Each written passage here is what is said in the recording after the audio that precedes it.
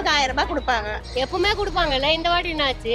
அது முறையா அது பண்ணுறது தப்பு தானே. 1 கிலோ சக்கரை 1 கிலோ அரிசி வாங்கி நாங்கள் என்ன பண்ண முடியும்? உங்களை போய் கேட்க முடியுமா? கேட்டேன், ஷாக் ஆகிட்டேன். போன வருஷம் கொடுத்தாங்கல்ல. இவருக்கு இனிமேல் ஓட்டு போட மாட்டாங்க, கண்டிப்பாக போட மாட்டோம், நாங்களாம் கண்டிப்பாக போட மாட்டோம். இது ஏமாத்தல். எவ்வளோ பேர் வயிறு ஏறுறாங்க. மொத்தமாக எல்லாம் சேர்த்து ஏமாத்த தான் பார்க்குறாங்கன்றேன் நான். தப்புலேயே பெரிய தப்பு இது. அது என்ன காரணம்னா,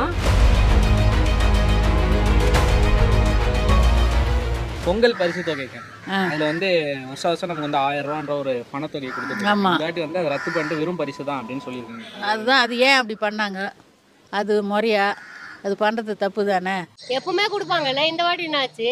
உங்களுக்கு கொடுப்பாங்கன்ற ஒரு ஆசை தானே, அது கொடுக்கலாம். இப்படி எல்லாருக்கும் மனசு கஷ்டம் தானே. அந்த 1000 ரூபாய் கட்டாவது பொங்கல் செய்யலாம். இப்போ இதை 1 கிலோ சக்கரை 1 கிலோ அரிசி வாங்கி நாங்கள் என்ன பண்ண முடியும்? வருஷம் வருஷம் கொடுத்துக்கிட்டு இருந்து இந்த வருஷம் கொடுக்கலனாக்கா கஷ்டமாக தான் இருக்குது.